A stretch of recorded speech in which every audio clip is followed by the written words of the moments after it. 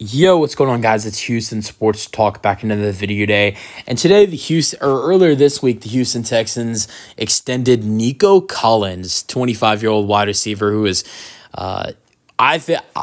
me personally, I've always known he's going to be a successful wide receiver for the Texans up until this past season for the Texans where, he had his breakout year. My only doubts for Nico has been injuries. Injuries have been a big problem for Nico up until this past season.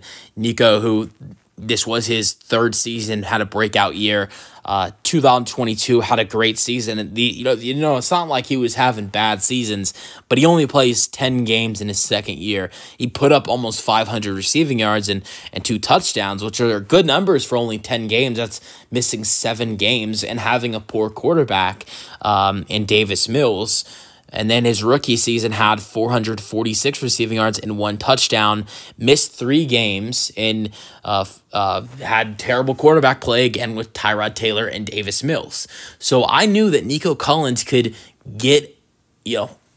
become a successful wide receiver. The only 2 things that needed to happen was he needed to get a good quarterback, which he did, of course, with CJ Stroud, and he needed to stay healthy. Now, this past season, he played 15 games, which has been his most healthy season, and he had 1,300 receiving yards. So I've never doubted Nico. I know a lot of Texans fans, didn't think he was clear-cut number 1.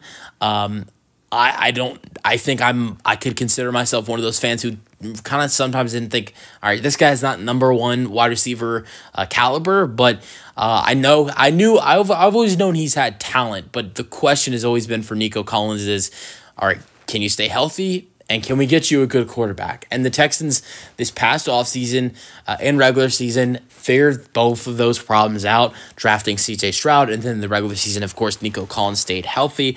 But I'm so glad that the Texans are giving Nico Collins what he deserves after such an amazing season.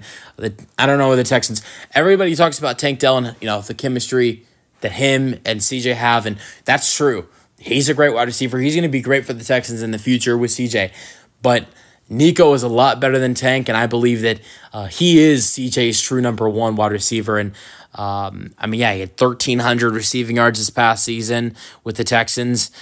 Touchdown total was his highest of his career. He had 8 receiving touchdowns in the playoffs. In the 2 games, he had 164 receiving yards and a touchdown. Wasn't really good in the divisional round against the Ravens, but no one really was on the Texans team. Even C.J. Stroud struggled. But in that Browns playoff game, I think he put up 120 or 130 receiving yards, something like that, against the Cleveland Browns. I think it was 118 or something like that.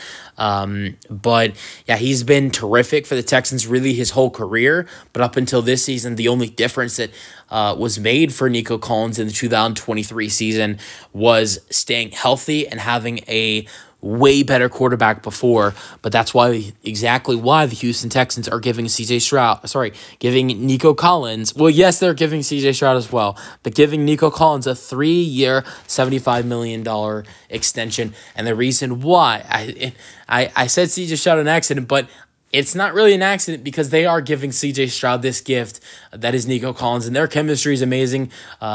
I think this year, one of the biggest things that I think was improved by Nico Collins is, the long ball range was, being able to go deep. And, I feel like some of the, we saw, how he was, I think his speed improved, how, he could, I think mainly quarterback has to do with one of the reasons why we saw more deep balls thrown to Nico Collins this past season.